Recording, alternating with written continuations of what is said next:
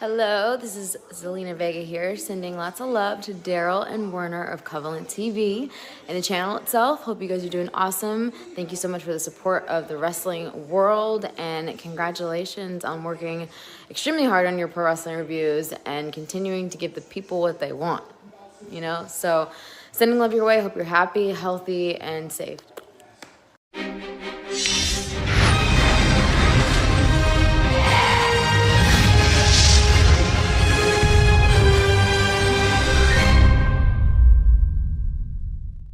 What's going on, you guys? It's the one and only Black Dahlia. I am the cutie with the booty, hottie with the body, thong wearing, chainsaw wielding scream queen, and you're watching Covalent TV.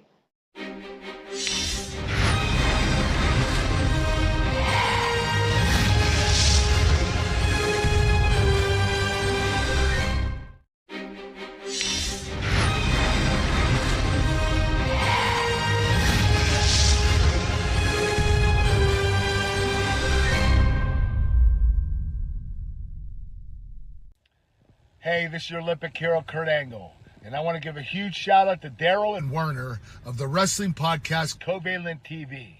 These guys work extremely hard and give an honest review. It's the second best podcast in the world, second to the Kurt Angle Show. Oh, it's true. It's damn true.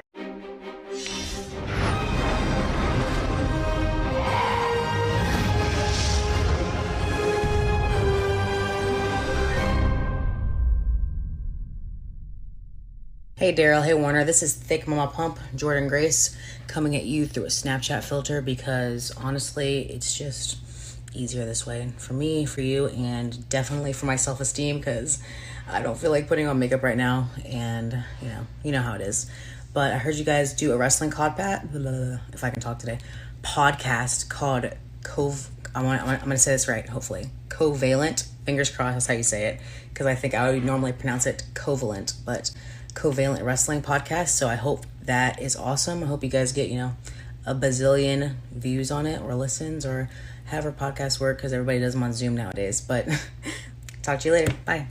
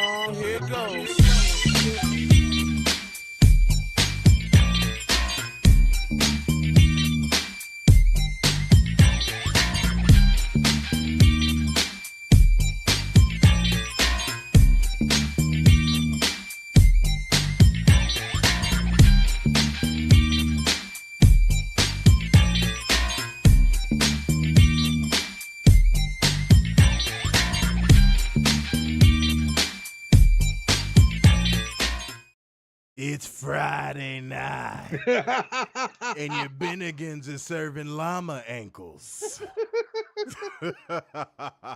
What is going on, man? What is going on? How is everybody doing in the house tonight? Y'all know what it is. It is Friday, man. Everybody is loosening up for St. Patty's Day weekend, and depending on who you are, you might be loosening up some of your holes because you're going to get way too drunk, and then, you're going to find your lover, and y'all are going to have very, very disgusting drunk sex. But that's a good time if that is something you prefer.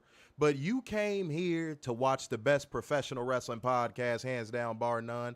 And y'all know what day of the week it is, so that means welcome to your WWE SmackDown live review. This your boy, Mr. Starkson. Big Deb. You know what I'm saying? Llama ankles 2-for-1 special, bro. You know what I'm saying? The chicken is so passe. Mm-hmm. You know what I'm saying? You got to get those llama ankles popping. Mm-hmm. We Low also and fat. We also have alpaca ribs that are going to be on sale. And we have giraffe ass, which is going for a bundle. Okay, so it's a lot of wealth being spread around here, all right? And some of y'all, Catherine, y'all be spreading too much stuff too much at a time. We don't need none of that, okay? Now, guys, tonight is not going to be that long of a show only because I got to be up super fucking early in the morning, ladies and gentlemen. Staying busy. Everybody put busy in the comment section. All right, and once you get through doing that, man, Truth Seekers roll call in the house tonight. Truth Seekers, y'all know what to do. The moment y'all step foot in here, man, y'all know to acknowledge that roll call and be a part of that like gang, comment gang, share gang, and donation gang. There are multiple ways you could do that now, so there's no excuse for your punk ass. All you got to do is hit the super chats, the Streamlabs link, or the Cash App, whichever one you prefer, whichever one floats your boat. Okay? Now, if your boat is made out of llama ankles, it's going to float. Yeah? But if it's not, you will be Titanic 2.0, ladies and gentlemen. Titanic 2.0 Titanic could have been saved by llama ankles. It could have been a thing. It could have been a thing, but it wasn't. And here we are, ladies and gentlemen. Now, just because this isn't going to be as long as most of our shows normally are, don't mean we not going to drop off a heaping dose of that good work by bringing you beautiful people the news. Hold on, let's see. Hold in one special. Dumbass! Accountable and bring you facts, data, and statistics as we go. And we actually got a lot to talk about. And thank you, Miguel, for putting busy in the comments. That's what I'm trying to tell you right there. Busy. Yep, I see you pin Mike busy. Damn it. Y'all get it. Shouts out to you. But let's go ahead and not delay y'all any further, man. Let's get into the news. Let go. Another bomb has been dropped God for the W. Damn for it, the WWE. Right? They always got to mess everything up. Dang it. All right, go ahead. Anyways, another bomb has been dropped with the WWE ID program. Apparently, if you are a WWE ID talent, Gabe Sapolsky will put together your match, give you a script for your promo, and then give it to the promoter. Don't forget about the stipend, sir. Oh, promoter pays the talent and can push the talent when it comes to WWE. WWE covers travel costs with a stipend, and the promoter pays the difference in travel costs are larger than the stipend. Okay. I really want every single person that was in that WWE ID stream that was telling me how wrong I was about how this program was going to work. And I specifically brought up a stipend. And I said, what is going to happen to these poor, young, impressionable wrestlers once that rug is pulled from underneath them when this program inevitably fails? And WWE already put them up in a condo somewhere in fucking Winter Park, Florida. I said these exact damn words. And I got told, oh, how do you know there's a stipend? What's your source? And the people that typically say, what's your source? They don't even care to know what your source is. They just want to be right. Mm-hmm. So whenever somebody like in wrestling hits you with the, what's your source? They don't even care. You could literally tell them what your source is. They're just going to try to debunk it anyway. So you're going to waste your words. Don't even waste your words. They're going to try to find some way to debunk it or call that person not credible. We see it happen to Meltzer all the time. Yep. We literally see it happen to Meltzer all the time. He never gets praised for what he gets right, but oh, if he gets something wrong. Here come the drones and Fed walkers marching down the damn line to step on his motherfucking gullet. Oh, they are on the way. You know they're on the way. But something that needs to be on the way before I continue talking any further, man, don't get me wrong, just because it's Friday, the same rules apply. If we don't get to 25 likes, by the time we get to the second segment and or match on SmackDown, guys, the stream goes off, and I need to get some sleep tonight. The stream is going to go straight the fuck off, so y'all better hit that motherfucking like button, otherwise y'all about to find out, and we don't want y'all to fuck around and find out. And we give a nice little tidbit of information before we even get to that point, so if you don't want this good work, okay, that's going to be over. All right, it's going to fall on y'all. Y'all better tell people hit that like button. But as I was saying,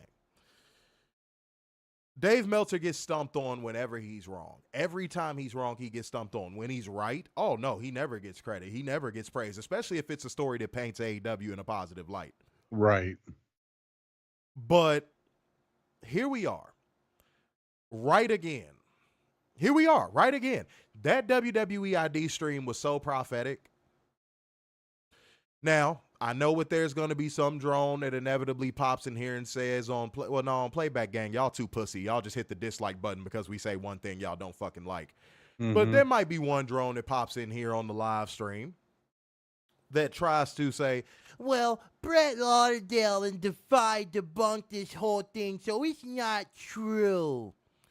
Warren, I'm going to ask you a quick question, bro. Are Brett Lauderdale and Defy more incentivized to not talk crazy about WWE, or are they more incentivized to talk crazy about WWE? Less incentivized. That wasn't the question, but okay, sure. Let's roll with that. Active listening, sir. I was active listening. They're not incentivized whatsoever to shit on any WWE process whatsoever. Brett Lauderdale is a fucking mark with money that runs a promotion, and I'll tell him that to his face. I'll come to a GCW show and tell him that to his face. And he'll tell you all the time because he has that picture of him with Steph, and he was very proud of himself. Hold on, stop. Slow down. Let's slow walk this. I'm getting there. Don't worry. We gonna walk this down. We gonna walk this motherfucker down real quick. Brett Lauderdale, hey man, you're everything that everyone accused Tony Khan of being. You're everything that people accuse Tony Khan of being in year 1 and year 2 of AEW. You're the real money mark. You're the guy that you go out here and you just grab any talent that money can buy and just throw them on your fucking cards. From what I heard, dude, you're the one that's just slinging money around to anybody who has a fucking wallet. But of course, just like any other promoter, you have your favorites, and you could clearly tell who those favorites are by how you book your cards. Look at the people that are consistently on GCW cards, and that'll answer your question. But, Brett, you are in bed with WWE, dog. Let's not pretend like we don't see you in photos with WWE personalities hamming it up, sitting here acting like WWE is the greatest thing since sliced bread. Dude, I know good and damn well if WWE picked up the phone and they called you right the fuck now and was like, we want to give you the TNA deal, you would sell all of your talent up the river quicker than Paul Heyman did ECW. Let's be fucking real, Brett. Like, dude, you're not fooling anybody. You're not fooling anybody. You might fool these other fucking weirdos and these Fed walkers and these drones, but hey, bro, you're not fooling me. Because I know all about you, bro. Because I know this is one thing promoters hate, but wrestlers talk, and they talk a lot. They talk a lot. They talk more than they probably should. Dude, I've heard about you, bro. And I know there's some snitch watching this stream right now that's going to go run and drop this clip off to him. Be my guest. I'll say it to him. I'll get on the phone with another one of y'all saviors and mark them out. You know who you are. I'll get on the phone with another one of y'all little IWC saviors and mark them out. That'll be part 2. If y'all want a double disc of that shit, please be my guest. Send them my way. Give them my number. Sure. I'll destroy him too. I'll mark him out too.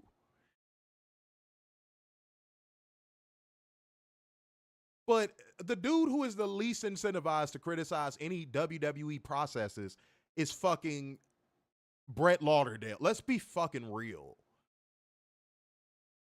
I don't care how many wrestlers you break bread with. I don't care how much money you didn't put in motherfuckers' pockets. Dude, I don't give a shit about none of that because I'm not a money mark. I don't give a fuck about none of that, homie. But we not going to sit here and pretend like you move with some level of integrity when it comes to WWE. That's just what we not going to do. And Defy, I feel like I'm going to be punching low when I say this, but like, I'm just going to keep it a buck. I could be short and sweet about Defy. That's this little thing called Stockholm Syndrome. All of these, like, there's a lot of promotions that are too afraid to say anything about WWE. Terrified even. You think Defy is going to say something crazy about WWE right now, in this moment, after what just happened with Ricky Saints? You think they going to speak up now? No, if anything, this is when people in wrestling tuck their tail in between their legs the most. When they should speak up the most, that's when a lot of people tuck their tail in between their legs. I've noticed that about a lot of wrestlers and wrestling promotions. When they should speak up, that's when you see that tail just tucked. But then on a random Tuesday in fucking June, they'll be like, WWE screwed me over. And you like, where was this when it initially happened, homie? Where was this smoke when it initially fucking happened? So that's how I feel about Defy. I'm sure like a year or so from now on a random fucking Tuesday in June, they're going to have all the smoke for WWE. Once those phone calls stop coming, because I think, you want to know what I think happened, and this is just speculation corner. This is not nothing I know on information. I think Defy got a sweetheart deal from WWE. Hey, we're sorry. We know we made Ricky drop the belt after you just got it. We'll send a talent later on. Mm-hmm.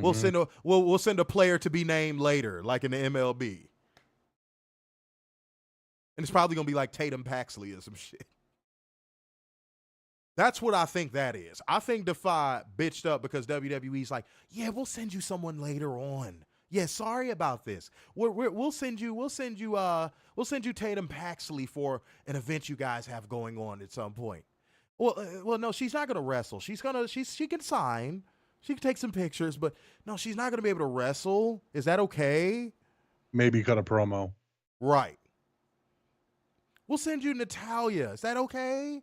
She can't wrestle, but yeah, she'll cut a promo for you guys. Is that cool? So the two people that spoke up, I wouldn't identify as having integrity or credible enough sources to debunk the story that was put out there about the ID program today. I just wouldn't. They have no incentive to tell the truth. Neither one of them have incentive to tell the truth. Now, of course, and then Warner, this was so funny. I saw a couple ID'd wrestlers. They were like, wait, what? What is this? Blah, blah, blah. I'm like, really, bro? We gonna take out of all people, we're gonna take a person that is signed to the program's word on how the program actually works. Really? Said they'll send Cora Jade to hang out in the men's locker room. That's hilarious. She gonna make sure to have the knee braces on for a different reason. Mm-hmm. But like, let's be real, dog. Like, come on, man. So if there's any drones that want to come and say, oh, they were debunked by two of the most compromised sources that could possibly debunk it. Right. Defy probably has a sweetheart deal, and we know Brett Lauderdale's a fucking mark to the WWE. So what are we doing? Brett Lauderdale's probably going to pay that $8,500 package for the Hall of Fame to meet Paul and fucking Lex Luger. He's probably going to pay that $8,500. Oh, and don't forget your special gift in your photo op on the Hall of Fame stage. Motherfucker, for $8,500 in Vegas, I better get my dick sucked from the bike. Not the back, the bike. I better have 3 bitches at the Palms in the little basketball suite. They better be holding up the basketballs to their titties when I walk up in there while holding champagne in between their legs, and it's all pouring into a glass on the floor, and pizza is on top of their goddamn head. They balancing a pizza box on the top of their head. Them bitches better do cartwheels. I want that bitch to skydive off of the Palms pool with her pussy lips for $8,500 goddamn dollars. Really? Y'all charging $8,500 for the Hall of Fame, homie? Well, that's just one of the packages. If you don't shut the fuck up. Oh, it feels so good to stretch out and cuss like a real man. I'm gonna talk about what happened later on, guys. It was a good time. It was a good time. But yeah, man, like, come on, bro. You ain't gonna give it to me like that, man. You ain't gonna give it to me like that. Oh yeah. Oh, don't forget. Oh, you might get a Hall of Fame chair. Yep. You might even get rows 2 or 3 and be seen on camera. Wow. Dude, I said this company is playing a dangerous game with how they price gouge their fucking consumer base. Mm-hmm. Now, this is graduated from a dangerous game to like WWE is walking their own plank. They're walking their own plank. They can literally turn around and just not walk off this plank. They're just choosing to walk off the plank. Like, what are they doing? $8,500 to meet Paul and his wrinkly head? Really? and him saying over and over again, "Are you ready? Are you ready?" And to maybe have Lex Luger stand up and greet you. Maybe. And that's not me dissing him. Congratulations. Again, when I saw him stand up, that was a cool moment. Yeah. But like, seriously, dog, especially considering if you look up Lex Luger and the fans, you will see so much shit come up about how Lex Luger actually hates fans. Lex Luger did not like fan interaction. So people might say, oh, well, he changed. I doubt it. I doubt he changed that much. I think the only thing that changed his mind is the demand and the money. Outside of that, dude, let's be real. I mean, in a way, life has kind of humbled him, but still, you get what I'm saying. But like, come on, man. Said WWE thinks we're ATMs. No, they think you're a fucking bank. Mm-hmm. They think you're a fucking financial institution. Mm-hmm. $8,500 to meet Wrinklehead Levesque? Really? And don't get me started on how all over the branding he is. Dude, we need to bring Suge Knight out of jail just for like 5 minutes, just for him to be like, look at Paul Levesque, all in the videos, all on the songs. If you don't want to be beholden to Paul Levesque, come to Death Row. We really need Suge Knight to come out for 5 minutes just to say that. I don't know what y'all want us to say, bro. But yeah, no. Defy and Brett Lauderdale are not good sources of information when it comes to debunking any story about WWE in any process they have. Warner, give your take on this, man. Oh man, you know, I just feel like this is just another way to screw over the talent and screw over the fans. It's only a matter of time, and I think we talked about this on the ID show. Those promoters are going to start jacking up prices. Yep. Because we got the ID program. Those ID wrestlers are coming, and we can't afford them because now WWE is going to charge us. So a second row ticket at your indie event that was $30 is now going to probably be $65, $70. Mm-hmm. It's only a matter of time. Yeah, that's our next prediction. Yeah, it's only a matter of time. And it might not be in the next 6 months. It might be next year around this time. Werner, we gave everybody the full rollout of how this was going to go down. Yeah. That's why y'all need to go run up the numbers on that stream. We gave y'all the full rollout of how that program was going to work out. And we're in like phase 4 at this point. We're in like phase 4 at this point. They're going lightning speed on this. Yeah. But Werner, you normally say, I don't think it's going to be that far. I think it's going to be sooner. I'm going to say that about the ticket prices thing. I don't think it's going to be no fucking next year.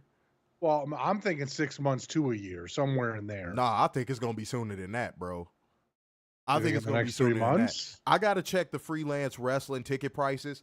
But yeah, there's a WWE ID showcase match. Yeah. Ooh. That's happening on that card. And I got to check and see what the ticket price is looking for that show. I might have to come back to y'all with that on Monday, by the way. But yeah, man, I'm going to have to talk about it, bro, because, yeah, I think that's going to actually happen way sooner. Mm-hmm. I think that's going to happen way sooner. I give it by the end of the summer. I wouldn't be surprised either.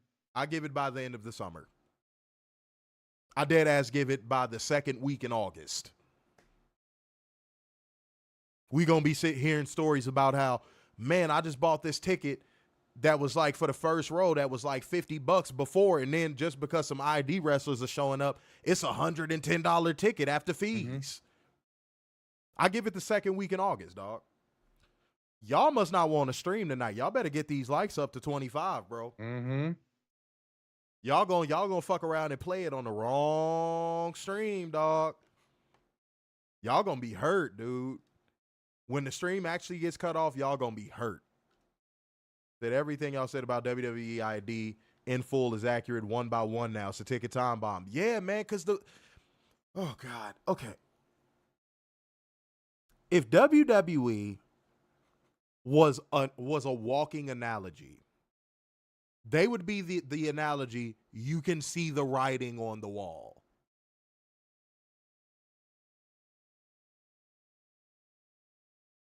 That's what they would be.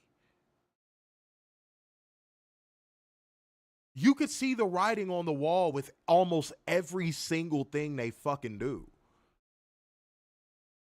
You have to be an idiot to ignore it.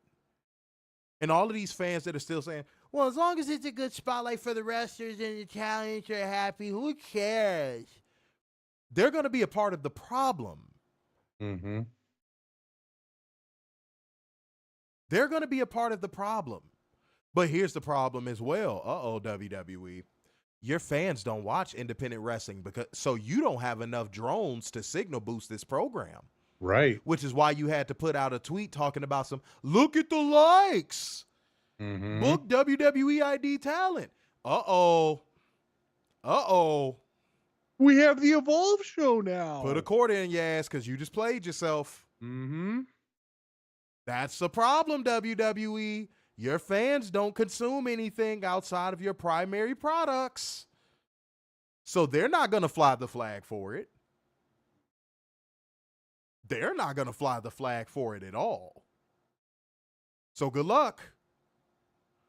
If you're hoping your galvanized base of drones and fair walkers are going to band together and be like, oh, let's make sure that these ID talents get booked.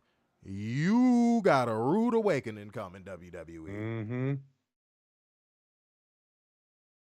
You maybe see one or two scragglers that do it, but like, I don't know how that's going to work. It's going to be nasty work. That's what it's going to be. Catherine said House of Glory raised their ticket. Are you doing whataboutism, Catherine? See, this seems very Fed Walkerish out of her. Catherine, are you doing whataboutism? Are you doing whataboutism? Are you, before I even answer this question in good faith, are you doing whataboutism? Seriously? Are you doing this for a $1 billion company? Please let me know. Don't tell me you turning Fair Walker on me. Please. Please don't tell me you turning Fair Walker on me. I don't want to, please don't make me do it, Catherine. You a little slow to respond right now. You need to hurry up. You need to hurry up and respond because I ain't got all this time to be waiting on you. Because if you don't respond, I'm just not going to answer. I'm just going to pretend like I ain't even see that comment. And I'm just going to chalk it up to whataboutism. Okay. Yeah, no. So I'm moving on because you clearly are taking your sweet ass time answering that. So even if you put it now, I'm not going to read it. Sorry, Catherine. All right, let me see what we got. Ghost Lawyer said, I was watching last stream and I'd like to play a little game with you guys. Okay, see, here's the thing, y'all. Here's the thing. I'm going to do it this time, but we don't play games. We come here to do our show. You know, we appreciate the engagement, but if you want to do that type of stuff, man, hit the motherfucking donation so you can pick the topic for the next stream. Yep. See, we don't come on here really begging for donations like that. We don't really beg for y'all to support the show like that. We probably should beg more, but we don't. So like, man, if you want to do that type of stuff, man, support the show. You know what I mean? Like it's everybody, I feel like, especially when you black, you notice everybody wants something for free. And the moment you stop giving it to them for free, now it's, oh, you changed. Oh, you so full of yourself. Nah. If we gonna dedicate a whole like 10 to 15 minute portion of the show to answering a specific question, the least you could do is make it worth our while. Does that make sense? Not trying to be an asshole. You know I'm not trying to be an asshole, but like, let's be real here. Because I've seen y'all doing that like these past few streams, and it's like, it takes us away from the format. So at least if you're going to take us away from the format, make it worth our while. Xavier said, Catherine joined in the dark side. Catherine, you took too long. I ain't going to hold you. You took too long. I'm not reading it. I'm sorry. You took way too fucking long. And that's telling within itself. I'm just not finna read it. Sorry. Miguel said Catherine sold her soul to WWE. I don't, look, all I'm going to say is this. Because I don't even think there's a way that you could say what Catherine just said without it being in bad faith. That's one of those things that's going to come across as bad faith regardless. Because, like, do you know what Mercedes Moné's booking fee is? Like, it's not even the same scenario. Like, WWE is trying to lowball these indies into, like, taking in all of their contracted talent to build them up. That's why I call it the WWE sweatshop. That's why a person who went to an Evolve show called it the WWE sweatshop. They're basically selling low. So that way, when these indie promotions build up their wrestlers, they can sell high. It's not even comparable. Mercedes Moné is probably going to sell your show out. That's the difference. So no matter what you say, it comes across bad faith. No matter what you even say as a rebuttal, it comes across bad faith. Because you know, you're smart enough to know the difference. You're smart enough to know the difference. And you know that, Catherine. And we rarely ever give you a hard time, but like, come on now. You know the difference. Mercedes Moné is going to make your money back. No offense. It's a couple talents that I'm friends with that belong to that fucking program. But, like, they're not going to sell out your building. Putting WWE ID showcase match on your card is not going to sell out your building. If that's the case, the freelance wrestling show that I was just talking about would be sold out right now. So that was a bad faith. That was a bad faith thing to say. That was a bad faith thing to put out there. To say, oh, well, Mercedes raised the House of Glory price. That's bad faith. Because House of Glory is going to make their return on investment on that. So, like, yeah, I don't even know why you brought that to the conversation. I just don't. And you're a great commenter. You know that, but that just didn't add anything to the conversation. Said Catherine is now 2010, another me, TNA, Jeff Hardy. What the fuck? That was a very obscure reference. Okay. Eric said it's not like they're booking Evil Uno and charging more to meet him. Eric, you get it. Mm-hmm. Eric, you get it. You get it. You understand why I'm saying that was a bad faith comment. You get it. Never mind. I don't even need to go any further. Miguel said WWE used Mercedes for build and put over Charlotte. Oh, yeah, we discussed that on the last stream. Yeah, we discussed the Charlotte Flair traffic cone thing multiple times. Right. If they raise the prices for Indy Hartwell, then we can talk about Right. If I'm a promoter and I book Mercedes, I'm like, well, I'm good now. Mm-hmm. You can sit I'm going to be making some money. Right. The rest of the card, fuck it. I'm good. Shit, I'm going to make my money back just on Mercedes alone. Okay. Cool.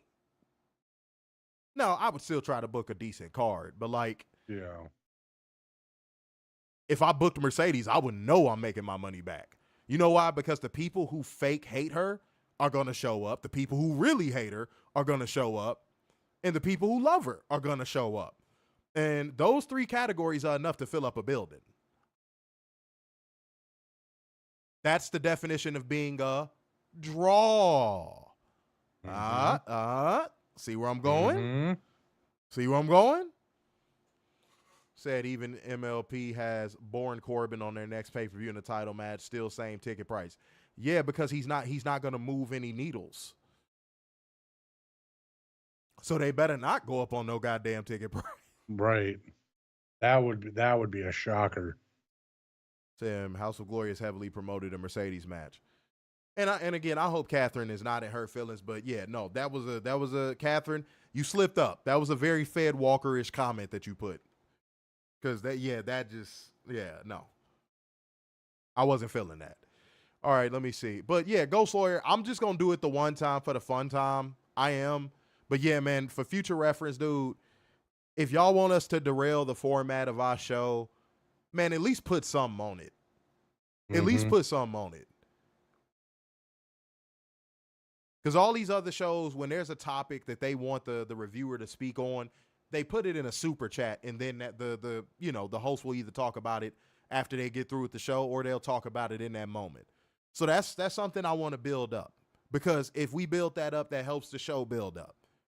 So yeah, dude, come on, man. But Ghost Lawyer, this is the last time I'm doing it. So hey, man, I hope y'all enjoy this, because this is the last time I'm doing this. Okay. But he said, I was watching last stream and I'd like to play a little game with you guys. How many times do you think WWE dropped the ball during SmackDown tonight, just tonight's show?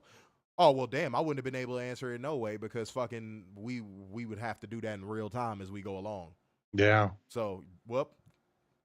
Damn, that was a waste of the last one. Yep. That was a waste of the last one. Whoops. Uh-oh. So I can see Billy Corgan pulling some price gouging if WWE lets more people in NWA. Well, he has bigger problems. He needs to focus on just keeping NWA alive right now. I don't think I'd be worrying about that if I was Billy Corgan. I just don't think I'd be worrying about that if I was him. Said AEW sold out the TD Garden for Mercedes AEW debut last year. Yep, that also helps my point. That also helps my point. There it is. All right, y'all. All right. Now, we're not doing drone accountability tonight, because I got something I want to bring up. I really got something I want to bring up. And I think y'all should observe it. I think y'all should go watch it. I really do. Because you'll learn a lot.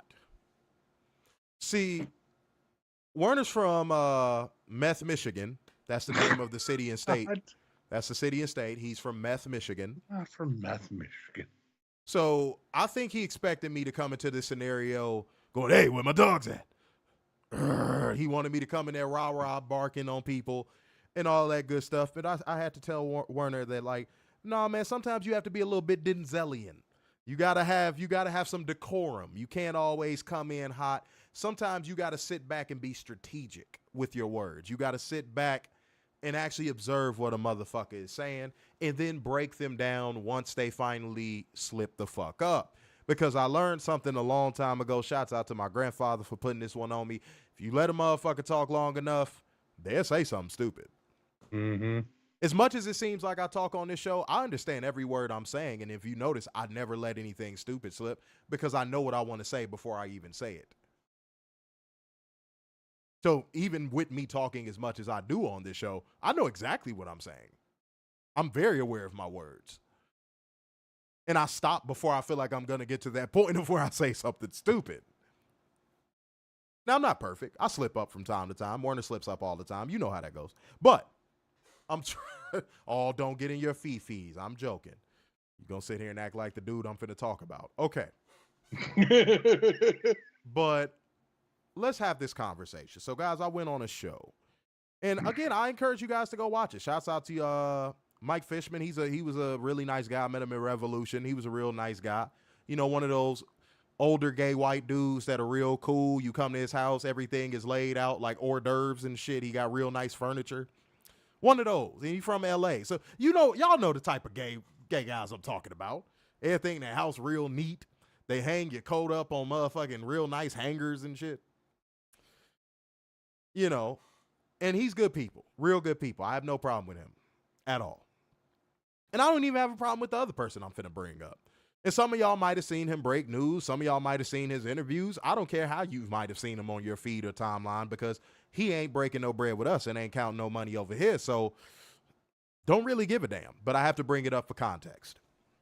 The other guy that was on the show with him, his name is Scott Fishman. Scott Fishman. Oh, wait, I fucked the names up. What is his name? I fucked the names up, y'all. I'm sorry. No, Scott Fishman, I gave them both the same last name. They got married, don't you know? Fairman. Well, no, that's fair. Hold on, wait, that's fair. No pun intended. Both of their last names are very similar. One is Fairman, the other is Fishman.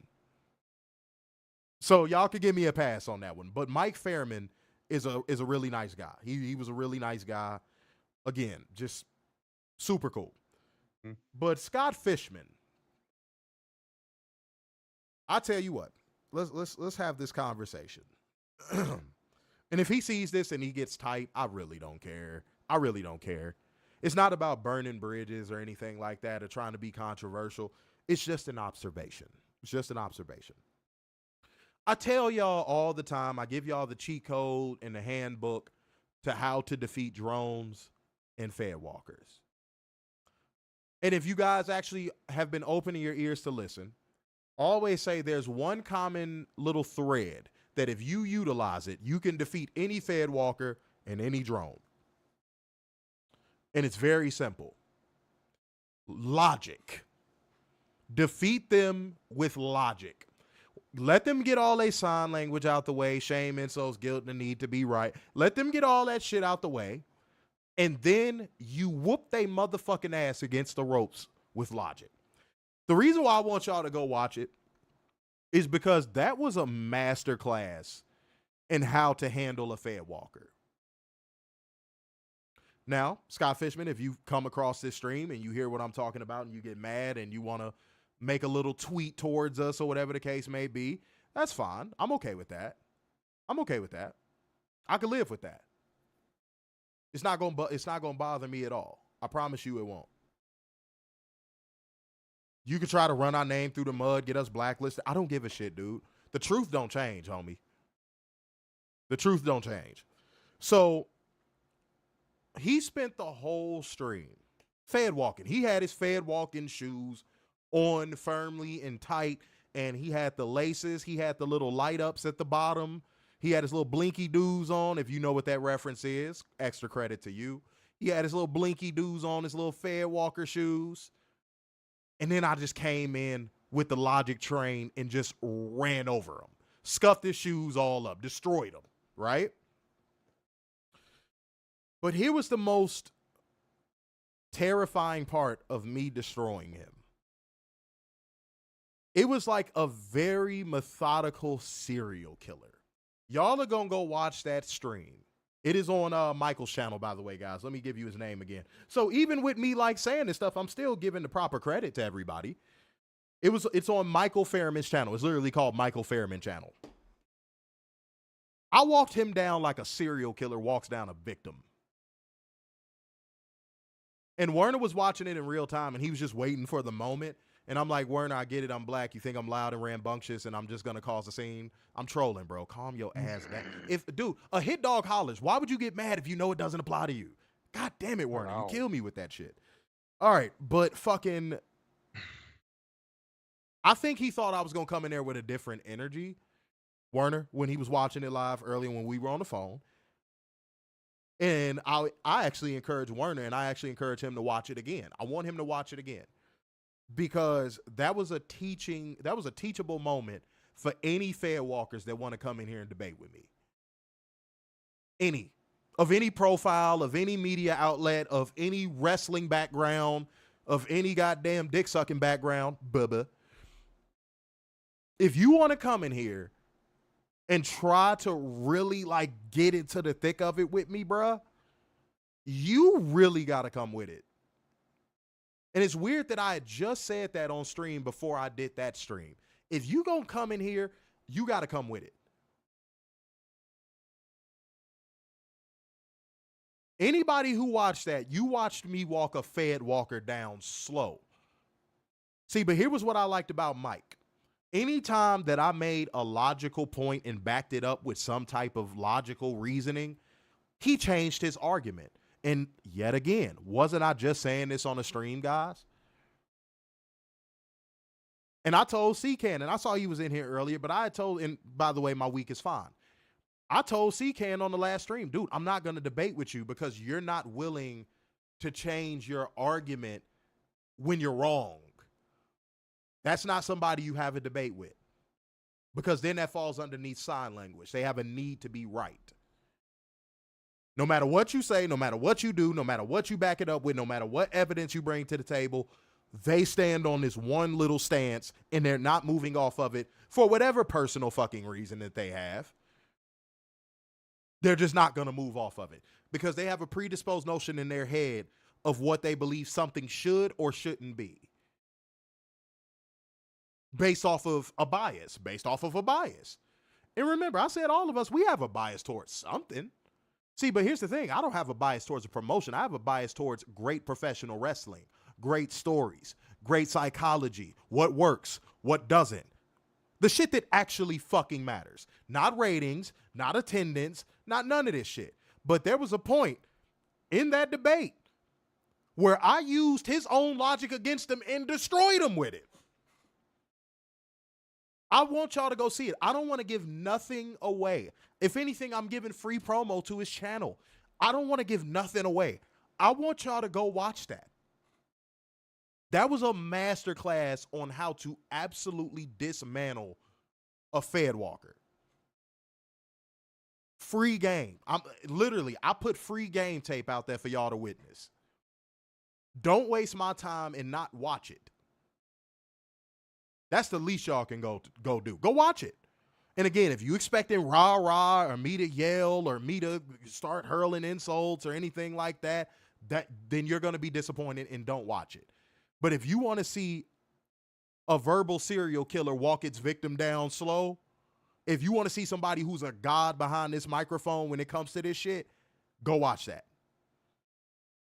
And you want to know what the crazy part about it was, y'all? I didn't even have to say much. I didn't even have to say much. And I'm going to give y'all a little free note. I'm going to give y'all the same note I gave Werner. It started when we started analyzing the Mercedes and Momo match. And I'll give this one away for free. I'll give this one away for free. His logic was no one cared about the match because it's a foreign wrestler. We don't know who this person is. So that's probably why the Fed Walkers, he didn't say Fed Walkers, but that's probably why Mercedes was getting heckled. And then you want to know what I came out the bag and said? I said, okay, then how does that explain the racial epithets that were being hurled towards her by Fed Walkers? I didn't say Fed Walkers, but y'all, that's what I meant, basically. How does that explain that? And Warner, what did he do? What did he do? He caved. He filibustered. He fucking filibustered He filibustered and caved. He's like, no, they wouldn't do that. And he was like, and you were like, yeah, they were. He's like, oh, I didn't know it was that bad. And his own co-host was like, yeah, I was there with him. Yeah, I heard it too. Hmm? He filibustered.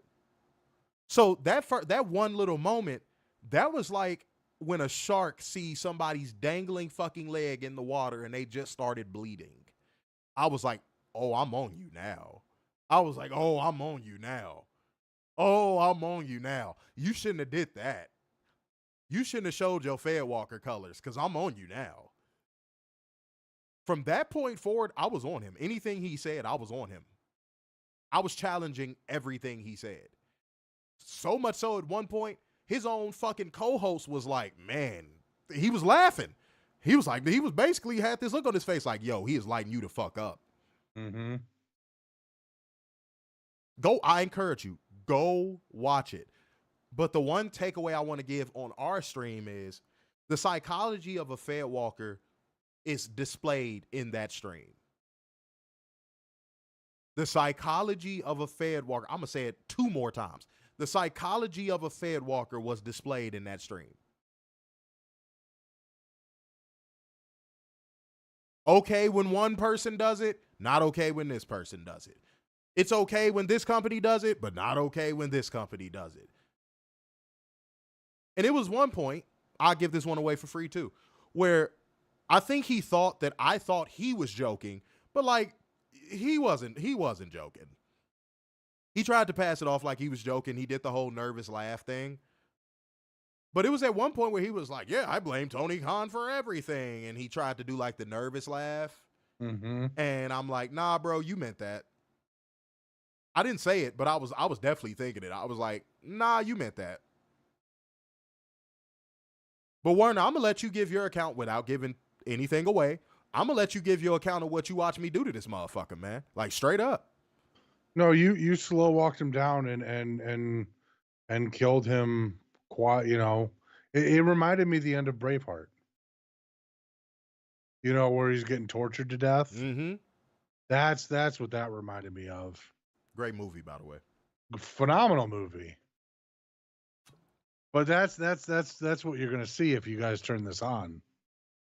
Is just a slow walk, torturous murder. And I'm not trying to pat myself on the back. I put that game tape out there for y'all. That's the only reason why I even did it. That's the only reason why I even did it. I did my research on this Scott Fishman dude way before I even got the invite to come on this show.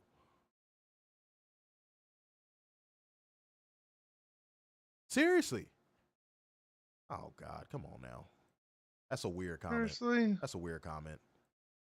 Hold on. Let me get that out of here.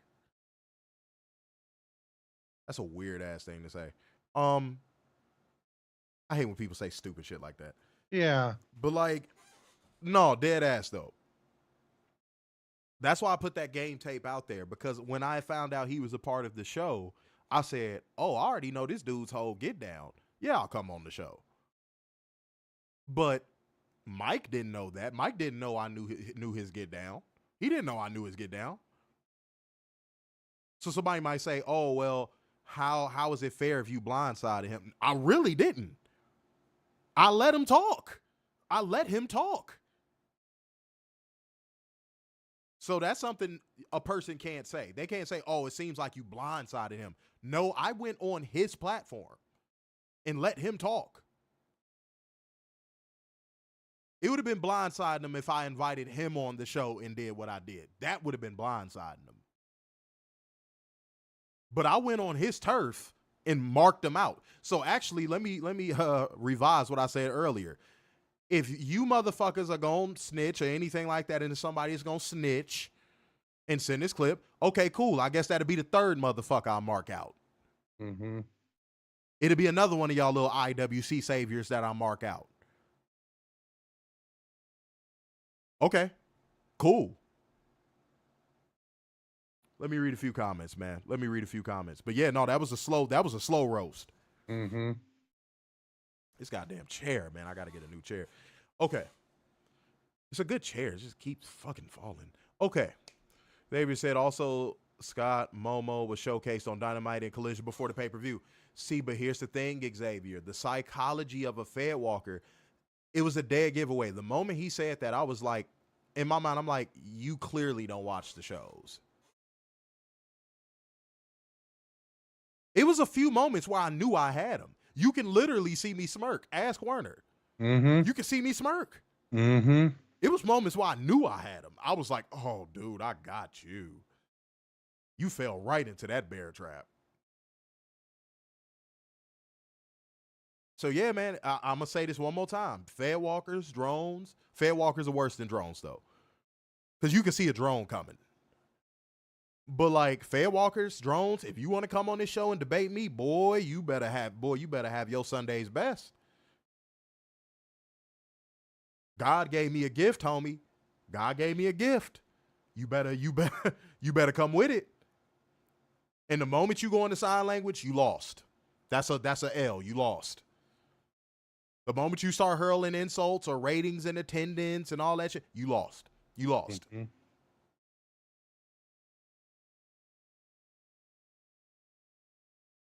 All right. Said the logic you use about Cody and PG Punk had me thinking too. Man, you just got to pay attention, man. It's a gem in every review. It's a gem in every review we do, bro. So I remember that guy Scott Fishman celebrating anything WWE does 6 years ago when Becky faced Mercedes. Bro, that's what I'm saying. Miguel, that's what I'm saying, dog. Like, I knew this dude's background already. I knew this dude, and when Mike told me that was I could talk. That was his co-host. I was like, oh, really? What did Goku be saying? I'm getting excited. I was excited. I was like, oh, yeah, this is going to be an opportunity to put some game tape out there for my people? Hell yeah.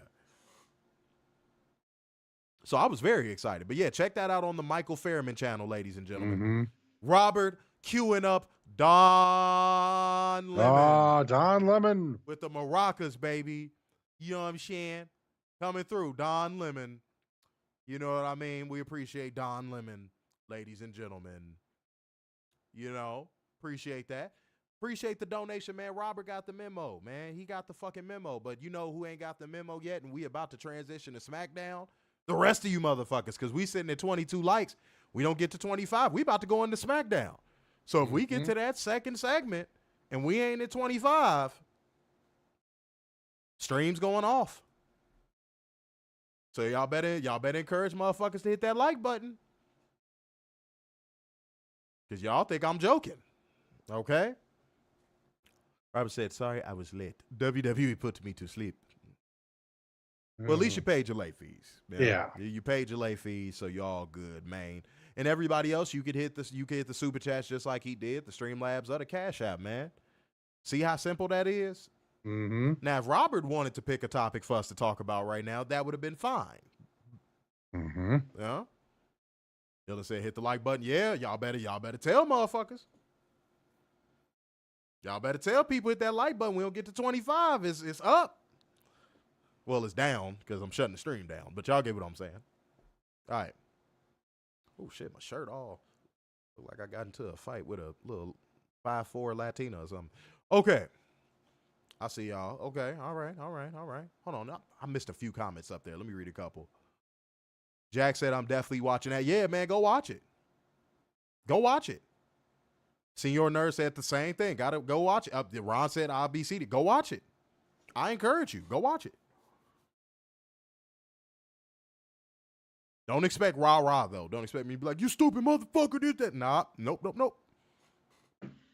And y'all let me know what y'all think of it when we come back live on Monday. Let me know what y'all think. Early Monday.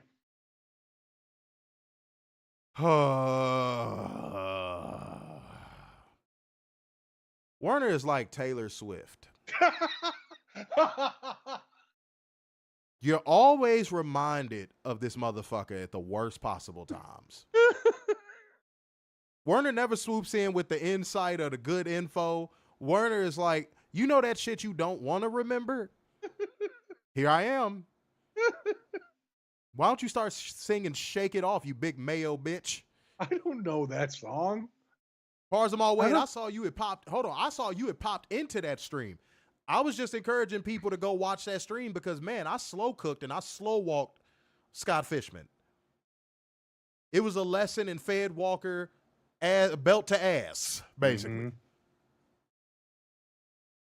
Dylan said he looks like a Fed Walker. He is. He was. I'm telling you, dude. It was. Watch it. Ron said Werner Swift. Yeah, of course he is. And Mike said, I would say usual time. Miguel said, the Spanish crowd was louder than last week crowd on SmackDown. Okay. Robert said, what am I looking for? I told y'all, man, I said it earlier. Robert, watch it on playback. I ain't gonna lie. I don't feel like repeating all that. Yeah. Okay. 2 more likes to get to 25. The stream is about to go off in a second, y'all. You know what? I see a couple people asking now, so I guess I got to say it. The name of the channel is the Michael Fairman channel. Somebody put it up. Somebody put it up in the comment section earlier. It's the Raw and AEW Revolution recap thing. It's the most recent fucking live. Mm-hmm. Oh, Werner Cyrus. That's funny. Oh. Werner don't show enough titty to be Werner Cyrus. Thank you, Dylan, for putting it in there. Thank you. Pause, by the way. Pause. Okay. Right. Yeah, Robert, you better tell him because it's time to get into the show that smacks us down. Ladies and gentlemen, it's time to get into SmackDown. Matthew Shelton, you can drop the link. Yeah, sure. It's time to get into SmackDown. Okay, Werner. No, just no. Skip that part because I'm just gonna get angry and scream. Shut up, bitch. You reminded me of goddamn Raw being early. I'm gonna make you suffer through all of this shit, motherfucker. Swoop in with something insightful or shut the hell up. It's the early though, White. I'm Werner Everhart. Oh, shut up. All right, bro. One like away. Okay. Y'all playing a real close game right now. Okay. Yeah, if we had to suffer through it, so do you. Yeah, Werner wants his fucking entitled Mayo Man treatment. Get the fuck out of here. No, now you got to suffer, and I'm going to read every word. All right. Shouts out to my notes that are non-crackhead, and I didn't grow up in Meth, Michigan. Yes, you did. The show opens with an extended montage of talent arriving at the arena. Werner's favorite part of the show. Werner masturbates to that part of the show. He does. $2,800 a wrestler. Werner gets off to that portion of the show. He really does. No, I don't. Yes, he does. No, I don't. It's stupid. He said he would pay for that portion of the show. No, I wouldn't. Every wrestler should be fined $2,800 for being late. Okay, Werner, why should they be fined? Because it shows they're unprofessional and they're not on time. Okay, how are they unprofessional and not on time? By being unprofessional, by showing up late, that shows that you are unprofessional and you're not on time. That didn't answer my question, sir. How are they unprofessional? Because you're not showing up on time. So it shows that you don't take your job seriously. All right, you see how aggravated Werner gets when he's just asked basic formulaic questions, but then he could swoop in and be like, "Rod coming on early." No, I'm looking dead at it. I got the real-time stats, y'all. We sitting at 24. Mm-hmm. So, yeah, hit that. 25 of the stream goes off. All right, here we go. Moving on. Los Angeles Knight makes his entrance and gets on the mic. He drops a couple of, yes. Mm-hmm. You know what LA Knight was probably thinking in his head? You could low-key read it in his eyes. He's like, these dumbasses. Mm-hmm. I could say pigeon, and they'll probably chant it. Mm-hmm. You can see it. You can see the look on his face because LA Knight is like me. He's one of those people that he cannot hide what he's thinking on his face. He can't. It's impossible for him. And you can see it on his face. He's just like, these stupid motherfuckers will say anything I say. Okay, hold on. Steve Butler said now he's saying 25. I am not. I'll check back on in a second. We still on the first segment. Yeah. Yeah, I ain't seeing 25. Stop trying to finesse. Yeah. Nice try. Yeah, they trying to finesse. I see 27. No. I see 45. Nope. You lying bitch. Let me refresh this page. I'll refresh it. I'll humor every single one of you. I'll refresh the page. I see 25. Who is that? Hold on, wait. Who said that? Hold on 1 second, y'all. And Bzz says I see 25 games. Bzz. Bzz. No, I'm playing. Yeah, no, I don't see it. Hold on, let me check. I'm gonna check on the actual YouTube app. I don't see what y'all seeing, bro. I don't see it. I'm still at 24. And I'm on the actual YouTube app. Okay, hold on, y'all. Hold on. I'm a fair man. I just hit reset. Nothing. I'm a fair man. I will check this shit my damn self. Nope. Y'all killing time. Hell no. I'm gonna keep going now. Now I'm gonna go faster. Mm-hmm. Y'all playing with me, man. Hell no. We not doing that. Shouts out to him. Bzz. Bzz. New commenter, by the way. You know, said, come on, guys, hit that button. Yeah, man. Y'all better do it. Los Angeles Knight makes his entrance and gets on the mic. He drops a couple, yes, and he looked around at the crowd like, you bunch of fucking idiots. You fucking dumbass Spaniards. Why are we in this country again? Yeah. Before saying everybody is making history right now with the first SmackDown in Barcelona, however the fuck he said it. Why are they adding a TH to Barcelona? Barcelona. What would you... Barcelona. Pantalones. Shut it up, Warner. Which gets It around. makes no fucking sense. Which gets a round of Olay chants. Yay. Like that does something? Saying Olay after that? I tell y'all all the time, this is why WWE makes it a point to go run shows in Europe for like a little brief period out of the year, because these audiences will literally cheer anything. LA Knight could have queefed into the microphone and they would have been like, yeah. And you're going to get an attitude error reaction. Even damn B-Fab. And we'll get to that. And we'll get to that if y'all get this up to 25 likes. I doubt it. Moxie Mike saying I see 25 on YouTube. Lobo Zozo saying he's seeing 25. I just refreshed. It's not happening. There's some fuck shit going on here, man. It's some fuck shit going on here. All right, they're just hoping. Yeah. Y'all playing with us, bro. Y'all playing with us. Let's keep it rolling. Oh, now I see it. There it is. Okay. Y'all did it. Now it just showed me. Salute to y'all, man. Salute to y'all. All right. That someone could just breathe in the crowd. You hear how depressed Werner is that he has to do no work? Oh, shut up. You hear that no work depression that he just had?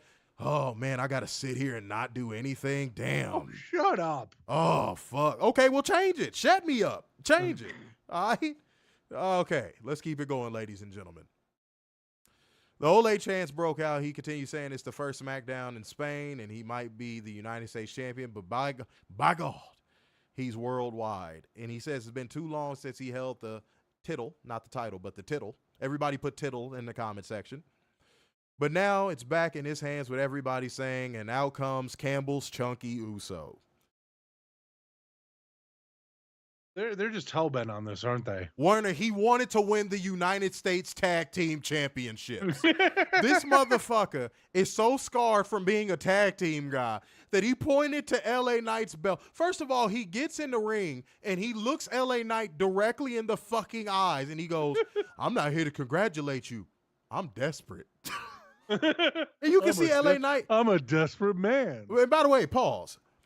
You could see LA Knight mouth. He was like, desperate. He was like, bro, what the fuck? Like, you can see him kind of like, what the fuck? Dude, LA Knight, I love that about him, bro. Again, me and him are the exact same. He cannot hide his face, bro. He can't. He was like, desperate. Go back and look. He dead ass was like, what the fuck? Bruh. And then this gets worse, ladies and gentlemen. This gets worse. This actually does get worse. Like I said, this motherfucker would go on to say, and they edited out, apparently, because I didn't know that. They had edited that shit out on, like, the American one, but I saw the clip. This motherfucker pointed to the belt and says, see, I want that. I want to go for the WWE United States Tag Team titles. I said, this motherfucker is punch drunk. The creative is so bad in this company that this motherfucker is trying to go for a title that doesn't exist. You know what's funny about that? I see this actually happening where Jimmy wins and Jay win, and then they do the whole name redacted Eddie Guerrero thing at like the end of WrestleMania 20. Oh. With the hug and the confetti and all that nonsense. And then, you'll see a phone call happen from Triple H to Rikishi and go, are you happy now? Please don't hurt me. And then he brings out his Campbell's Chunky Soup for the sponsorship. Mm-hmm. I said, thank y'all for putting in tittle. For tittle in the comment section is a real thing. And Buzz is just horny and he just put tit. Yeah. He don't even like women with two titties. He just one titty. That's it, tit. All right. Yes, the U.S. Tag Team World title. Yep. You got it. You got to talk about better making it exist now. Why? They already have enough damn titles. Said U.S. Tag. This ain't the NWA, and he's not the Samoan SWAT team. Said I saw it in the live version, and I was like, what the fuck? Yeah, no, that was hilarious, dog. Said that will happen, Werner. Triple H can't help himself. Yeah, that's what they're going for. They're going for, like, the big yeet. They're going for the big yeet. Triple Nose is trying to create his own, like, yes movement moment with Jey Uso. And nobody's going to look back on that 20 years from now and be like, remember when we all yeeted? Look, first of all, listen how dumb that sounds. How many people 20 years from now are going to be like, you remember WrestleMania 41 where we all yeeted in Vegas? You mean when he goes in as an executive to the Hall of Fame? His kids will be there. Be like, Mom says we have to put you in the Hall of Fame, so here you go, Dad. And it's because you yeeted in Vegas, Pops. Now get naked and pop that popcorn like only you can. Yeet. Then ask us if we're ready again. Shit, he came out looking like a TV dinner box. No, that motherfucker came out looking like the Fresh Prince of Bel-Air credits threw up. You know the little letter, how the letters look in the Fresh Prince of Bel-Air credits? And that motherfucker came out there looking like the Fresh Prince letters threw up. Get the fuck out of here. Ron said, I'm yeeting to this garbage can. Because you know, oos. When I oos, right. Sometimes I oos. I get in the shower, oos, and the water is oosy. Damn, son, and I oos sometimes, oos. When oos is oosing, I be oosing. Oos. What did he use the Uzi hot? I don't know. You're going to have to ask Aunt Biz. But Robert came through with the 5 smackaroo, pulling out Don Lemon and Ron Lime. Ron Lime is down there. Yep. Ron Lime is down there. Okay. So shouts out to you, Robert. It's good to see Don Lemon in here again. Don Lemon. He's back. Not forward. He's back. God damn it. That E-Drones call it Yeet Mania. Can you not? Don't turn into Werner, Miguel. Don't turn into Werner. I'm going to bring up the worst thing possible. Werner is like Ralph Wiggum. I'm in danger. Jesus Christ. So I forgot we gave the lineman. Well, he's here. He's here. Once upon a time, a kingdom yeet, yeet away. Okay, so all of y'all that was not me. have called Wernitis. And y'all need to go get the fucking cure for that shit ASAP, because that is not a good disease. It will kill you with laziness. Don't do that. Don't do that. Okay? All right, let's move on. Tittles, by the way. Don't forget about your tittles. Mm-hmm. Oh, Tay. Out comes Solo Coleslaw. Oh, God. Tama Tonga and watered down Jacob Fatu. Coleslaw says, if anybody deserves a title shot, it's Jacob Fatu. And he almost dropped an F-bomb and caught himself, and he was like, oh, you, whoop, whoop. Oh, God. Okay. Can I make this one a long story short? Everybody would end up brawling. Braun Strowman would come out there. He's a monster among men. Nobody believes that. Nope. He's just a tall Confederate country boy. Mm-hmm. We don't care. But Braun Strowman puts boost to Solo Coleslaw, and the other two baby faces recover and send Tama and Jacob backing. Then Boring Aldis comes down and holla holla player. He makes it a trios match in fucking Spanish for the break. Okay, dude, whatever. We're timely with our shows. There you go, Ralph Wiggum. There you go. I'm in danger. All right. I'm mathing. We got Braun Strowman. Never said that. Campbell's Chunky Uso and Los Angeles Knight going against watered down Jacob Fatu, Solo Coleslaw, and Tama Tonga. Why is he still employed? And it would just end with Braun Strowman, Campbell's Chunky Uso, Los Angeles Knight winning by pinfall with a running power slam from Braun Strowman on Tama. Why is he still employed? Tonga. Post-match, the heels get their heat back by beating the baby faces down, and Jacob Fatu punctuating the proceedings with a pair of double jump moonsaults on Braun.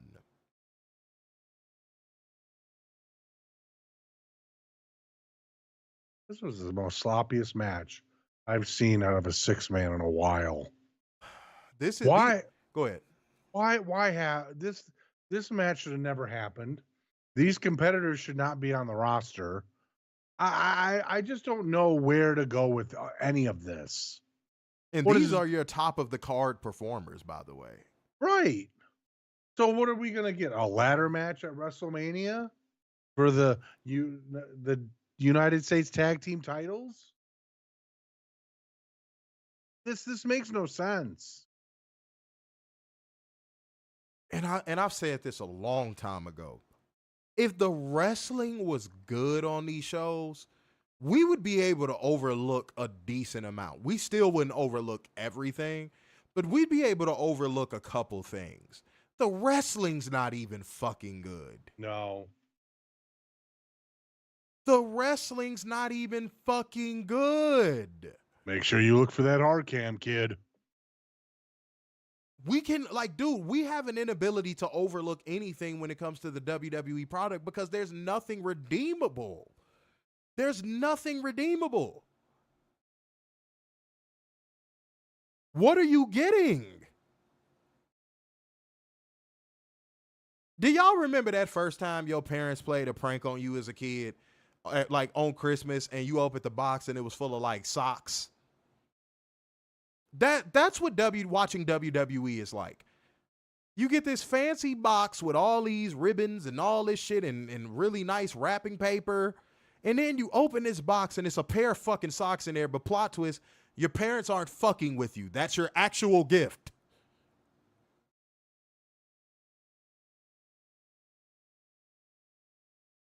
Seriously, bro. What's redeemable about this shit? I'm waiting. Like, I'm dead ass waiting. There's nothing that can save this or redeem it. We've said this multiple times on multiple different streams. It's going to take 100 years to fix this company. 100 years. And it's probably going to be 120 And by then, the time go ahead. by the time Hunter's done, And or then- even longer. And then you got Braun Strowman out there wrestling. The dude looks like he's barely on his fucking legs. Mm-hmm. The dude looks like there's no way he's clearing medical protocol without some assistance right now. There's no way. Yeah. Look at him. He has the mobility of a fucking skyscraper. Dylan, right. His legs are hanging on by a fucking thread. He was already slow before his injuries. Mm-hmm.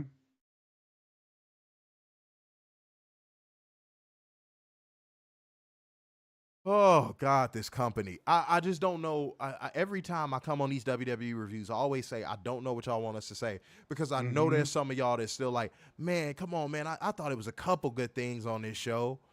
I know it's a couple of y'all that probably watch us and be like, man, I actually thought that was good. But it's not, though. They've just conditioned you to believe in the bare minimum. Oh, let me say that again. They have conditioned you to believe in the bare minimum. So, like, when they might give you something that seems like the bare minimum, you're like, oh, well, that was good. When in all actuality, it wasn't. It wasn't. It wasn't. They could be doing so much more. Me and Werner say that all the time. WWE could be doing so much more, bro. They're opting to give you nothing. They're going, we know you want more out of this product, but why would we give it to you? Yeah, the shallow Hal. Yeah, that's a good reference. Yeah, the shallow Hal effect. Shouts out to being over 200 on the twits, man. There we Appreciate go. it. You know? Let's keep it going, man. Because, again, I can't be up too long, guys. I got to get some rest.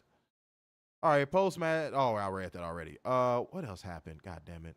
Back for commercial in time for the bell. Solo Coleslaw was, you know what? I don't even want to keep going with this. I'm just going to keep it going. I'm not even going. I'm done. Okay. Back for commercial. Commentary bickers about trading cards. Oh, my God. Fuck this shit, I'm out. Fuck this shit, I'm out. Why do we No care? thanks, This don't is mind me. 2025. I'ma just Why do grab we my care about stuff. trading cards? Reason. I don't even need trading cards for any of the other sports matter anymore. Like, I just explained the reason. what are we fucking doing? I don't need to explain myself to you. And what was the reason? No one cares about Wade Barrett's wrestling dream team, which, by the looks of that, was not a dream team at all.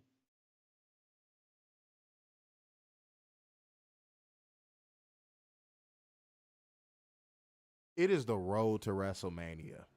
Mm-hmm.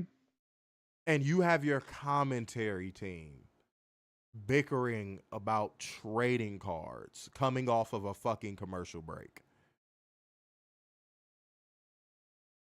There was a time where JR would be screaming in your ear about the next match and why it's important coming off of a commercial break. Mm-hmm. Now on the road to WrestleMania, you have commentators coming off of a commercial break bickering about trading cards. How can you hear that and not go, this shit is awful?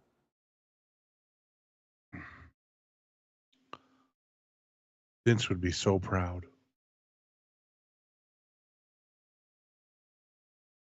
What are we doing? Oh man. We trying, y'all. We trying, y'all. We trying. I know y'all know we trying. Why would you come to this company as a wrestler? I'm still trying to figure that one out. Yeah. Like, why would you come to this company as a wrestler? How can you watch this shit on TV and be like, man, I gotta get there someday? I can't wait to be on Monday Night Raw so I can job to everybody. I can't wait to have a segment that follows up commentators talking about fucking trading cards. No. Really?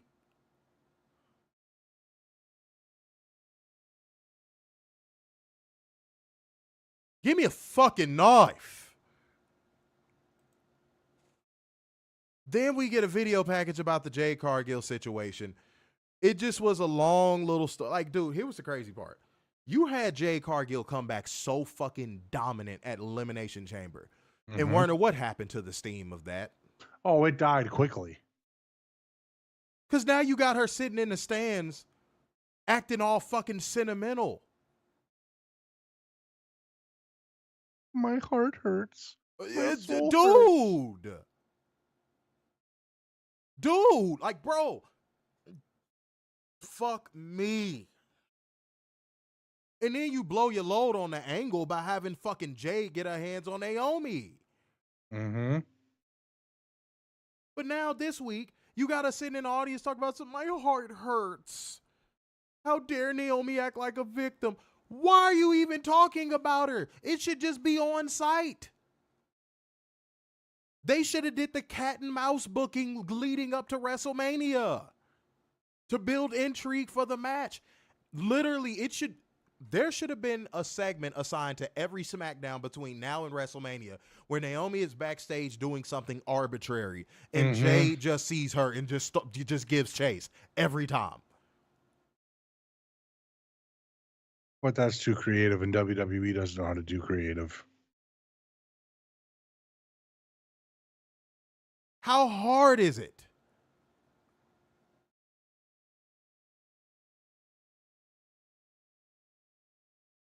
Oh, well, I like this segment. I can hear some fucking Pad Walker. Well, I actually like this segment. Jade really came through really nice here. No, she didn't. You had her come back dominant as fuck just to have her sitting in the rafters fucking 2 weeks later talk about some, my heart hurts. Bitch, if you don't get some goddamn Maylocks, you was just an ass kicker 2 weeks ago. We even praised it. And that's why if anybody ever wonders why it seems like we don't praise anything WWE does that is good, because we know how they're going to follow it up. That's why we don't even waste our time going, yo, we really thought that was fire. I can't wait to see where it goes. Why would we say that? We know where it's going to go. Straight into the fucking dumpster. And then that dumpster is going to be lit on fire. It's hard to give WWE praise because you know they're just going to fuck it up.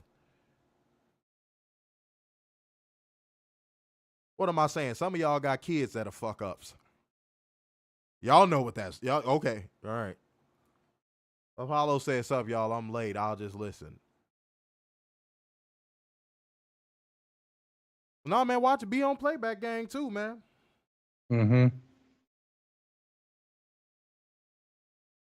God damn it, my beard's growing back in. It's itchy. This fucking show sucks. But what are we supposed to say about that, y'all? We praised the Elimination Chamber angle, and then they turn around and do this 2 weeks later.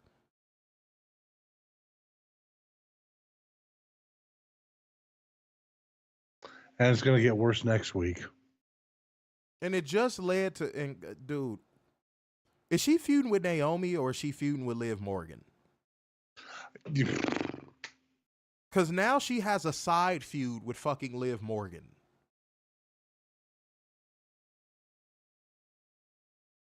And Werner, why does this matter? Liv Morgan is a WWE Women's Tag Team Champion, correct? Correct. Are Bianca and Jade a tag team still? No. Then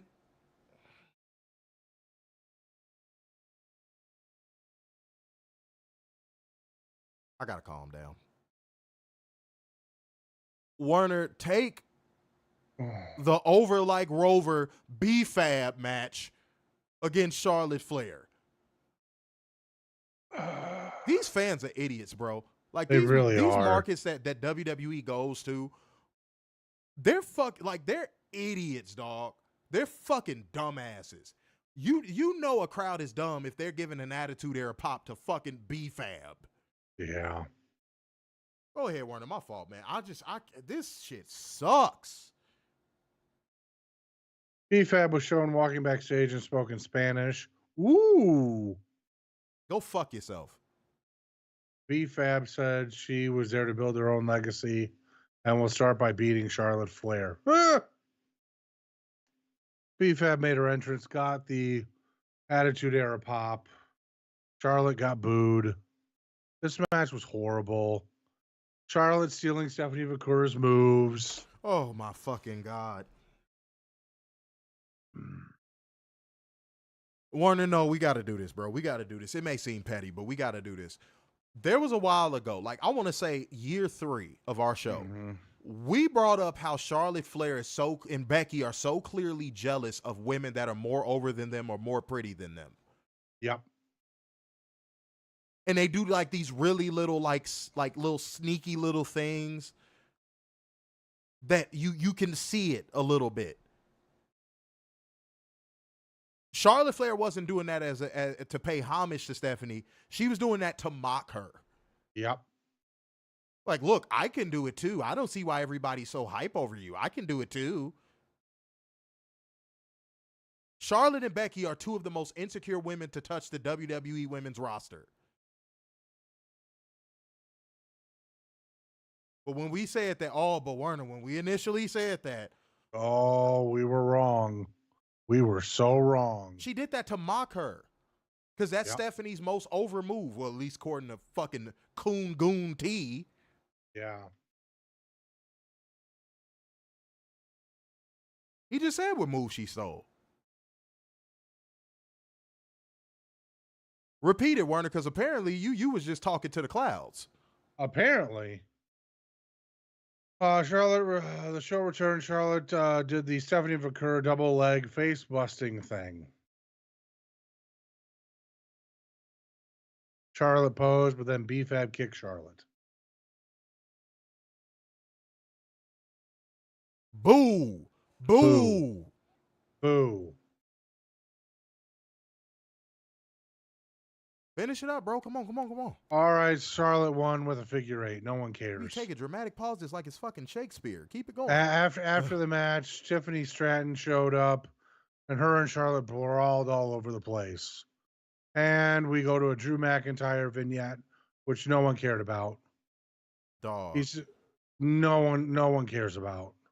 He's gonna take out Damian Priest because Damian Priest is the reason. I'm gonna give the viewers a little tidbit to pay attention to. You can tell when Paul Triple Nose Wrinklehead Levesque is out of creative ideas for a feud when there's 2 or more brawls in one feud.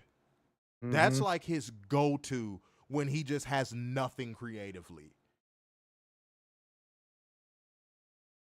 And we have a big enough sample size to go off of to say this. When in doubt, brawl it out. He has no creative acumen to book anything but a brawl when he hits his creative wall. Made so much sense it fucking rhymed. Yep. Continue. Up next, we got a vignette from AJ Styles, him winning the title back in 2017. Random. Miz TV was about to start, then Charlotte and Tiffany brawled even some more. Again.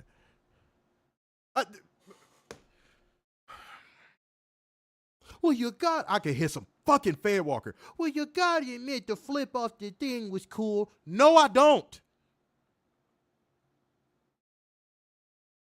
No, I don't. Tiffany Stratton's about to get fucking buried. Warner, who a year from now in Tiffany Stratton's career is gonna be like, remember when she flipped off the screen on the Charlotte Flair? That, you know what? I don't even give it a year. I give it 3 weeks. If that. Shut the fuck If up. fucking that. All these people, you had to admit this was cool. Why? What's going to be the lasting effect? You short game motherfuckers make me sick. God damn. Y'all live for the next 5 minutes and had the nerve to tell people let it play out. Suck my dick. Suck my dick. Y'all the most short-term living motherfuckers, but will get on the IWC and say, look, shut up, let it play out. You motherfuckers can't even think 5 minutes from now. That's why they book the show the way they do for you motherfuckers. Because y'all are fucking imbeciles. With short attention spans. How dare you tell me let it play out? Fuck you. And if you're wondering why I'm so vitriolic right now, it's because we got to deal with this shit all the time. We got to see this shit all the time. Let it play out. They're cooking. Let Triple H cook. He's not cooking. What, this motherfucker's been churning out shit sandwiches and you talking about let him cook. Fuck you. Yeah, and she missed Charlotte completely when she did the fucking...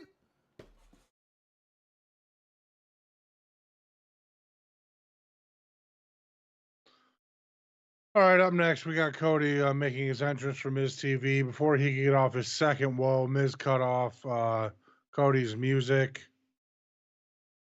complaining that he's already taken up, people have already taken up too much of his time. Cody then entered the ring, punched the Miz in the face, hit him with a crossroads, said all he wants to do is talk to John Cena, and he'll be at Raw on Monday.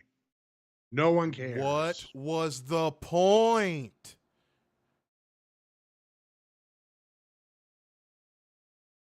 Wait, fuck me. Let's break this down logically. In kayfabe, I'll break it down in kayfabe. We got a new commenter, John Crowder, not to be confused with Jay Crowder. Right. We got a new commenter.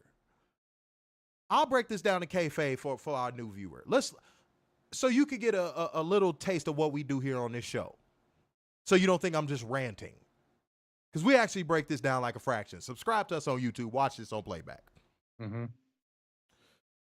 In kayfabe, that means he accepted an invite to come on Miz TV way ahead of time. Agreed to it before he even traveled over to fucking wherever they were, Spain. Yeah. Barcelona. Olé! Right? He agreed to come out there and beat up the Miz and say, I didn't come here to talk.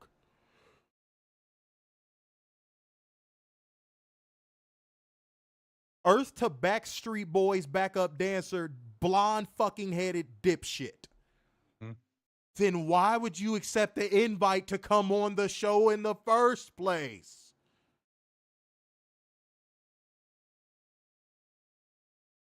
This booking is nonsensical, bro.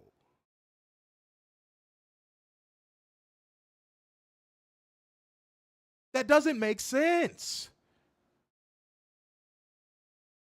As much as I don't give a fuck if he looks like an idiot or not, you're making Chody look like an idiot every time Cena doesn't show up. You could have said, I'll see him Monday in a backstage segment. Go ahead, Warner. My fault, bro.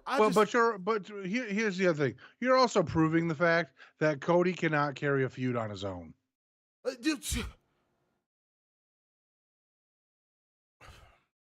If he has to say, wait until the real star shows up, then why is the belt on him? Right. If Cody has to come out there and beat up the Miz and say, I'll see Cena on Sunday, and he's the champion, what does that fucking tell you? Am I talking to myself? Like, because I feel like the comment section always gets quiet when we start cooking the most. That's when I feel like that's how I know some of y'all probably liked this segment. There's a couple of y'all probably like, well, I thought it was good. It wasn't. It made no sense. Why would you accept an invite to come on a talk show to say you don't want to talk? You know what Miz TV is, bro. And I'm just talking kayfabe.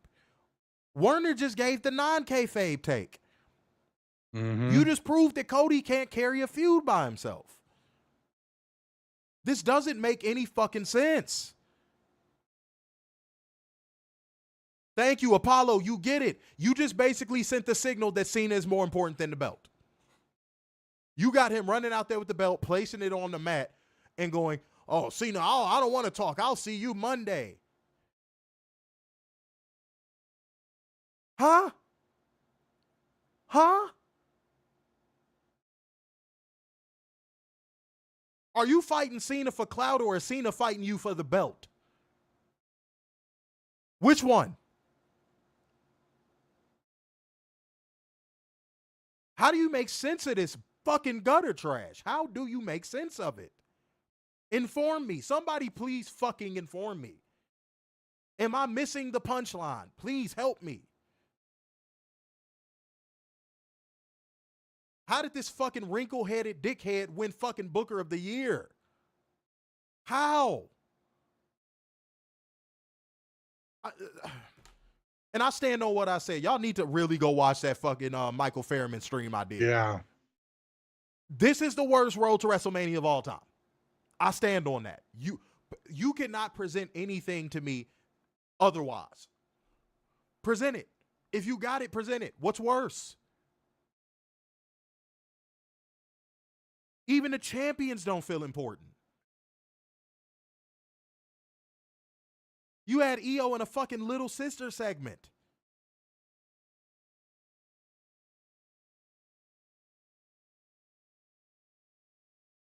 It's not a pothole, it's a crater. It's not a pothole, it's a fucking crater.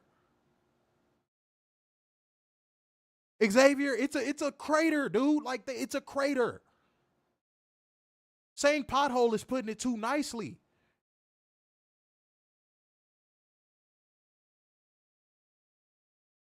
Right. Robert, see, y'all are picking it up logically.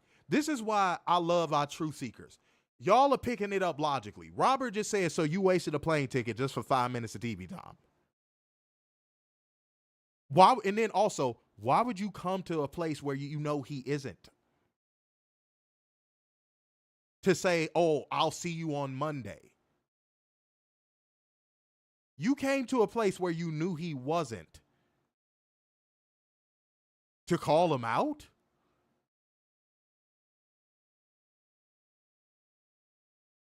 Werner, that's like me saying I want to fight you from here. What the fuck does it mean? Nothing. Not a gosh darn thing. And that's how WWE is. They do this, and then they go, oh, something's going to happen. And it never, ever, ever, ever, ever happens. Werner, I don't know what our truth seekers want from us, bro. I don't know either. Because I don't know if y'all have picked up on this by now. We're literally just breaking down what actually happened on the show. We're not making up anything. We're not adding anything. This is literally what happened on the show.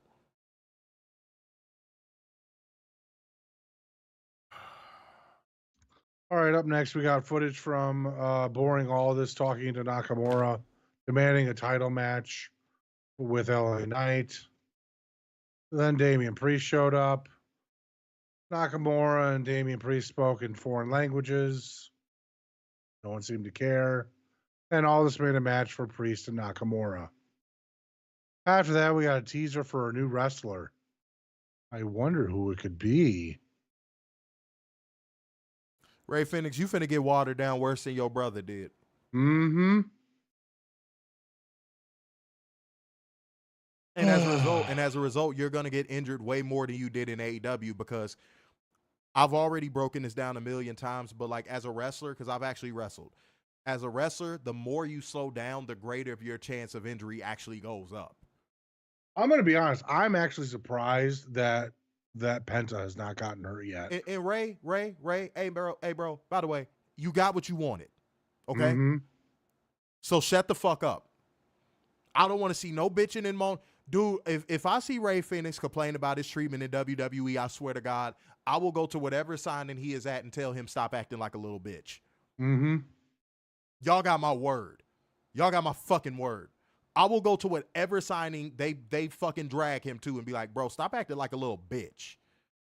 You cried and begged and called AEW and Tony Khan inhumane, and you did all this song and dance, bro.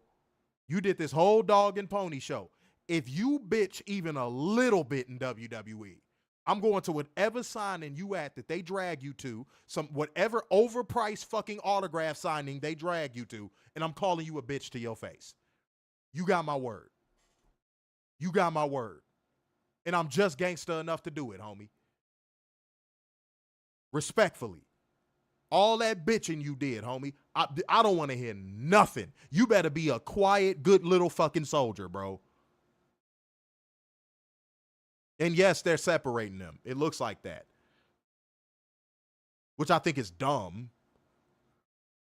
Mm-hmm. Alrighty, up next we got Damian Priest taking on Shinsuke Nakamura. No one cares because this ended in a DQ. Because Drew McIntyre showed up and attacked Priest. That ended the match. Yeah. Wait, hold on. And do you see why we call this show the show that smacks us down? Mm-hmm. Yeah, Dairy Queen. Yep, Warner just said it. Dairy Queen. Continue. After the match, Priest and McIntyre brawled inside the ring.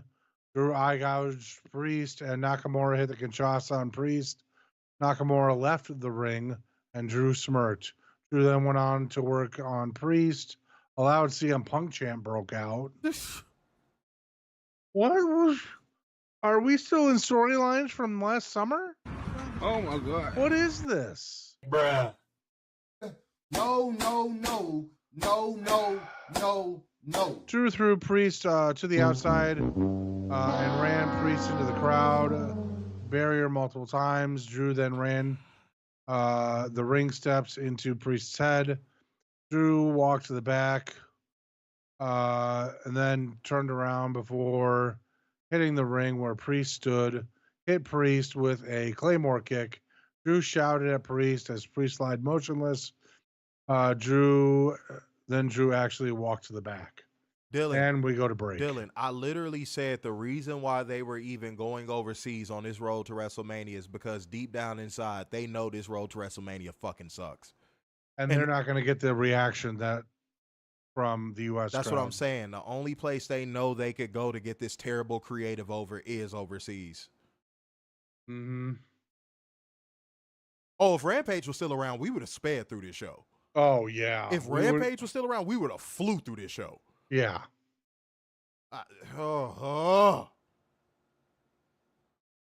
None of this makes any sense. Well, they're building toward McIntyre versus Priest. Shut up. I think somebody said earlier, everything is starting to feel like a stalling tactic. Yeah. That was a great comment. Whoever said that earlier, that was a great fucking comment. It feels like Triple Nose is fucking stalling, bro. Yes, throw tomatoes at this creative team, bro. Throw tomatoes at Paul Wrinklehead Levesque, please. You can only stall so long. What is he gonna do after WrestleMania, bro? Like, if the road to WrestleMania is this bad. Well, allegedly you're gonna have the draft. That the rules on it are gonna be broken within 35 seconds. Right.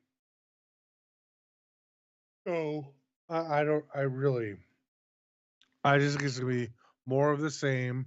He can't think of a storyline to save his life. The writers are proving that they can't think of a storyline to save their lives. And if there's anybody that thinks we're being overly critical, give us something to praise on this show. Yeah, there was nothing.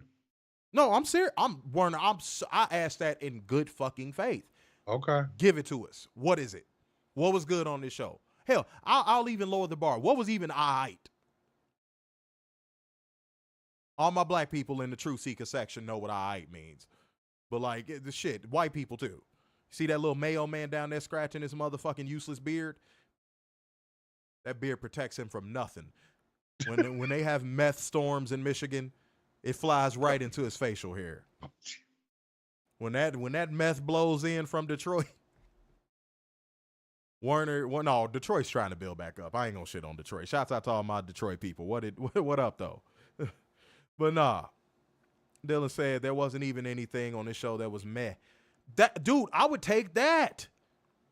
Not that I would take it willingly like WWE drones and fair walkers do and be like, oh, that means the entire show is good because one okay thing happened. Because I bet there's one person that might be watching our show for the first time and be like, hey, wait a minute, the Tiffany Stratton flip was pretty cool. And missed. By country mile, Charlotte was staring at fucking her falling through the security guards. Mm-hmm. Yeah, man, hit me off when it's even something aight. I'm waiting. Warner, you got to take the rest of the show, bro. I can't.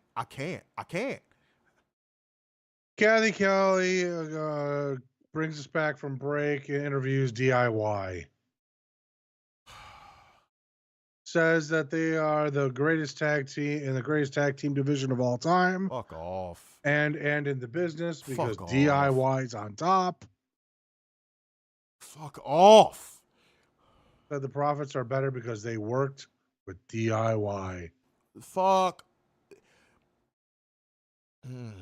Everybody pull out your Google Maps or your little shitty Apple Maps or whatever the shit is called.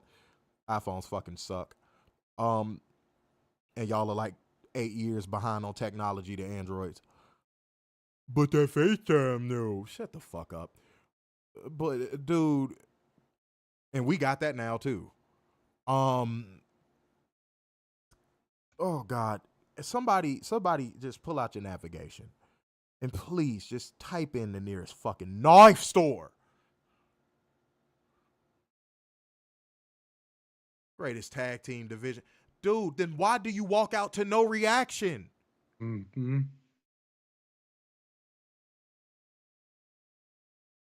Keep going.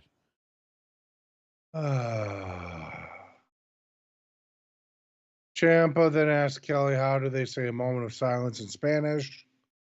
Motor City Machine Guns walked into frame and reminded the heels about what they did to win the tag titles. Those dastardly heels.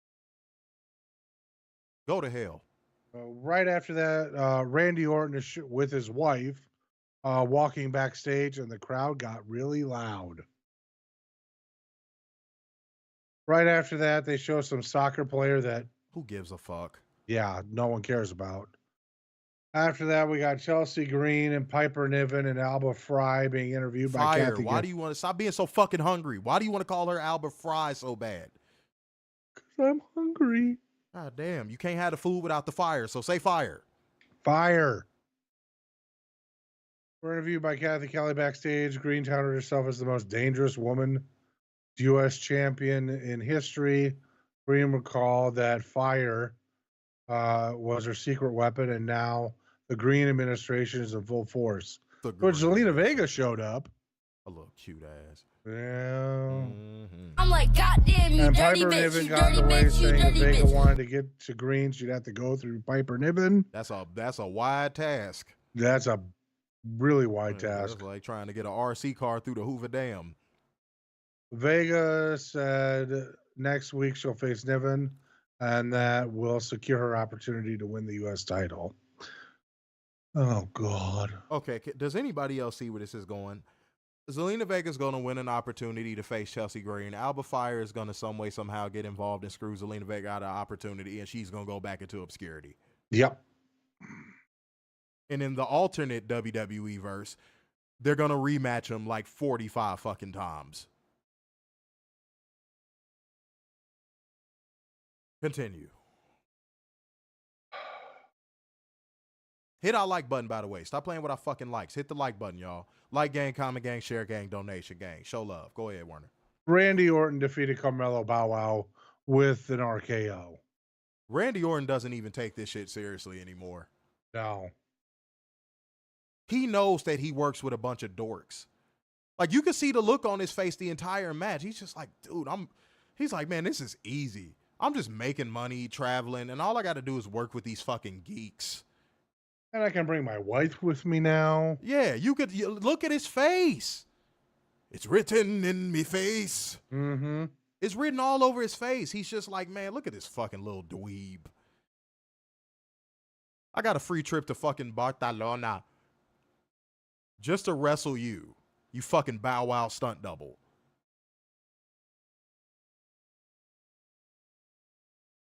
Kevin Owens pulled Melo away from getting punted. Owens punched Orton and ran through the crowd to get away from Orton.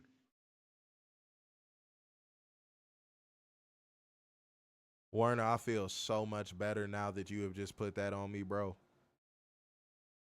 Solo Sikoslaw, Jacob Fatu, Tama Tonga were shown backstage. Fatu cut a promo yelling at Strowman. They're going to wrestle next week. Who cares? Like, what's going to be better about the second time? Dude, here's how I'm finna do this. Gunther cuts another terrible, boring-ass fucking promo. Nobody fucking gives a shit. We got the little 4 vignette, which is clearly going to be some fucking hocus pocus with goddamn Aleister Black again. Who gives a fuck? He's going to go back there and be treated the same way he was the first time. All of these dumbass wrestlers have Stockholm Syndrome. They only went out just to see if they would be pushed to the highest level possible, and if it was anything underneath it, they were going to go running back to their beloved WWE where they're comfortable and they could just be the little fucking weirdos that they fucking are and chase WWE clout and suck WWE dick. We had one half of the most overrated tag team of modern times, Axiom going against fucking Gunther. Gunther looks like a fucking dweeb again because he's having competitive matches with fucking one halves of tag teams. And Gunther won with his shitty looking power bomb. Post-match, Gunther put him in the Gojira clutch for good measure, forcing the referees to pull him off. They did the fucking Jey Uso thing again with him. Back for commercial, we get a recap of the shitty fucking steel cage match between Seth and CM Punk. Paul Heyman basically goes out there and cuts a heel promo about a babyface Roman Reigns saying he's not there and to talk about WWE 2K25. The Street Profits are still the fucking same. They just wear black clothing now. DIY going against the Street Profits. The Street Profits win. LOL. -10. No fucking moment. Fuck this show. Fuck WWE. Fuck their shitty ass booking. Fuck Paul Wrinklehead Levesque. Fuck the fact that he has to be in the middle of the Hall of Fame posters and be all over the branding. Fuck this company. Fuck everything they represent. Fuck their stupid imbecile fucking fans. Fuck everything about this shit. Burn in hell. Fuck this all to hell. I don't care if this stream gets monetized. This shit sucks ass. It's a waste of goddamn time. I want to go to bed. Go, Werner. -10. No moment. Clear the air. Fuck WWE. Fuck WWE. Let's get the fuck up out of here, man. Going once, going twice, sold to your bitch. Signing off yet again. It's the epitome of black excellence, the king of dimes, just your boy, Mr. Starks, and the beginning of hope worldwide, the Messiah, 7 Q6 and the eternal pessimist, Big Dub. Man, watch how I'm out this bitch.